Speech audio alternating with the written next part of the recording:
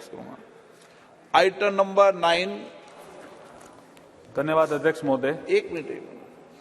संविधान 128 व संशोधन विधेयक 2023। माननीय मंत्री जी। धन्यवाद अध्यक्ष महोदय। With your permission sir, I move that the bill further to amend the Constitution of India be taken into consideration. The Constitution 128th Amendment Bill 2023।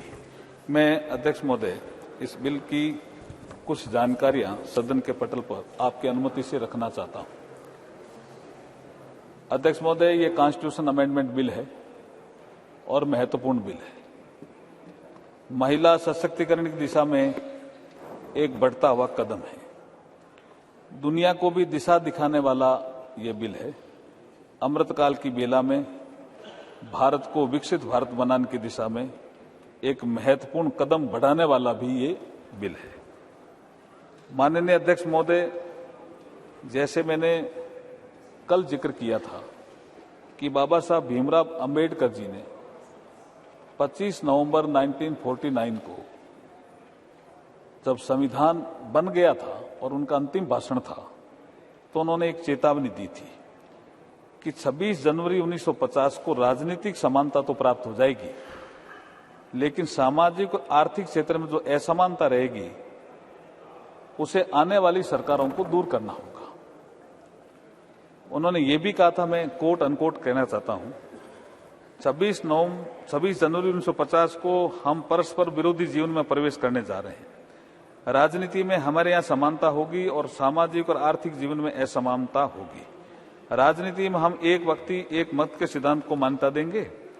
हमारे सामाजिक आर्थिक जीवन में हम अपनी सामाजिक और आर्थिक संरचना के कारण एक व्यक्ति एक मूल्य के सिद्धांत नकारते रहेंगे। इस विरोधापूर्ण जीवन को हम कब तक जारी रखेंगे? कब तक हम अपने सामाजिक और आर्थिक जीवन में समानता से लोगों को वंचित रखेंगे? अब इसके बाद जो सरकारें आई है, बाबा साहब के इस चेतावनी को भी ध्यान में ज्यादा नहीं रखा। ऐसा नहीं है कि उन्होंने योजना नहीं बनाई सामाजिक आर्थिक समानता लाने की, लेकिन जैसे ही 2014 में नरेंद्र मोदी जी आते हैं प्रधानमंत्री के रूप में देश में, उसके बाद से सामाजिक आर्थिक असमानता को दूर करने के लिए बहुत सी योजनाएं बनाते हैं, जिसका कल मैंने कईयों का जिक्र किया। बहुत सी योजनाएं जिसमें महिला सशक्तिकरण की योजनाएं भी सम्मिलित है।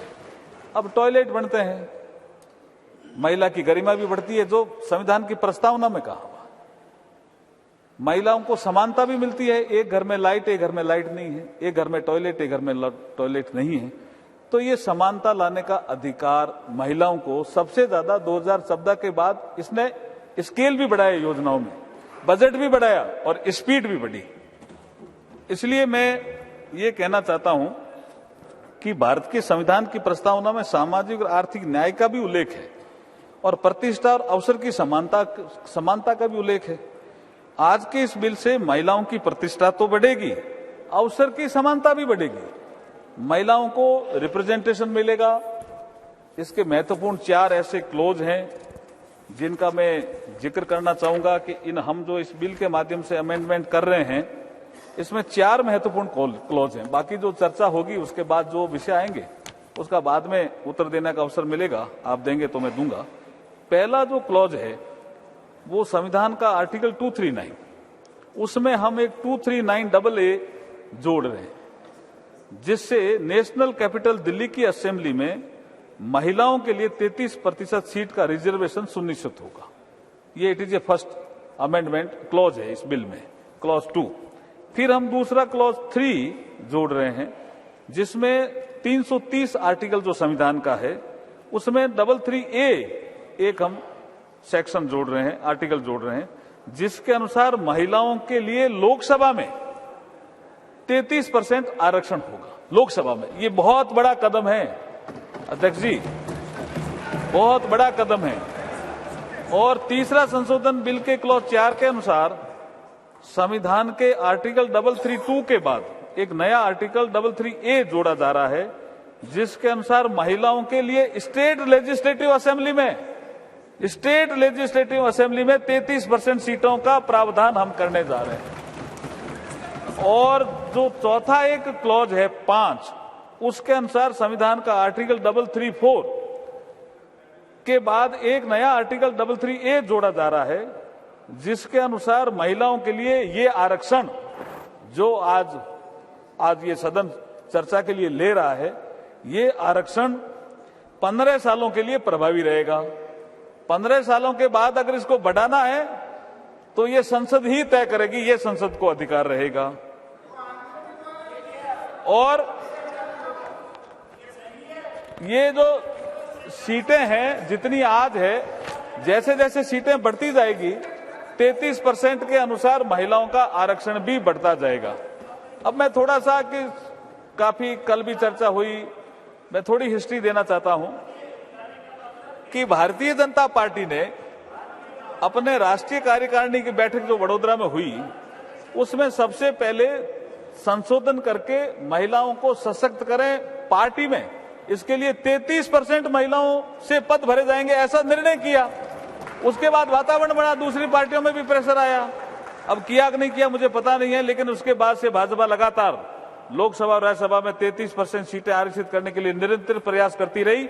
और जब अटल जी की सरकार आई तो बिल लेकर के भी आई। कई बार सर्वसम्मति की बैठकें बुलाई सभी दलों की, कई बार प्रयास अटल जी ने किए।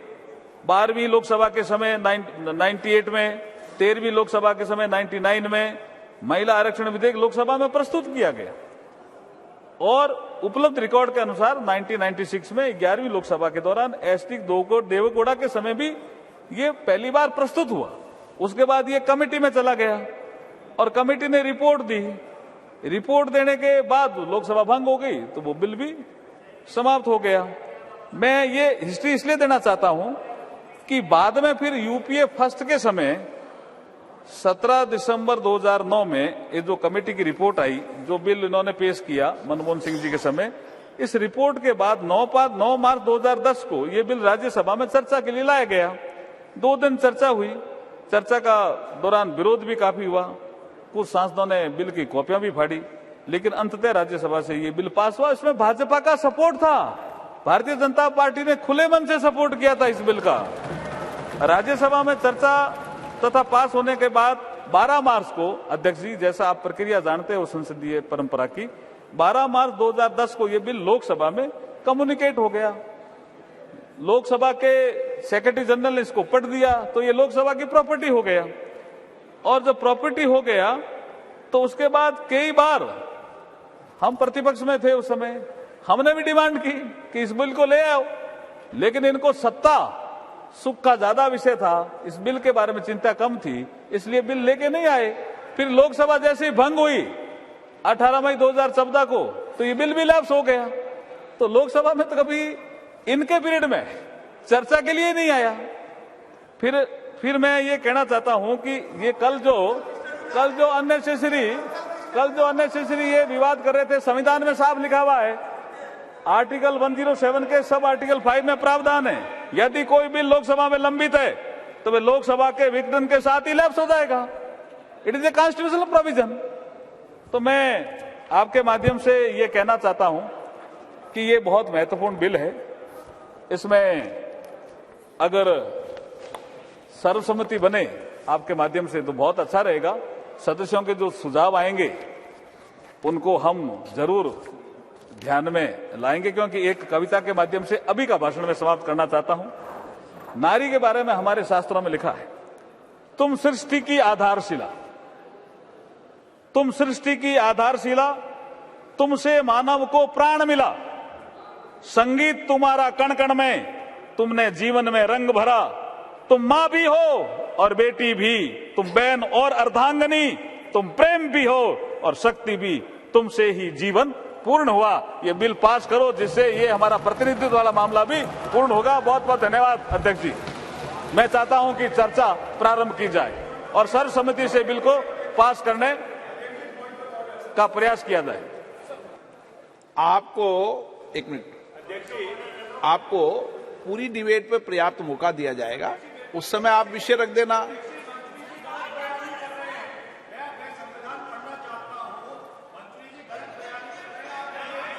नो, श्रीमती सोनिया गांधी जी।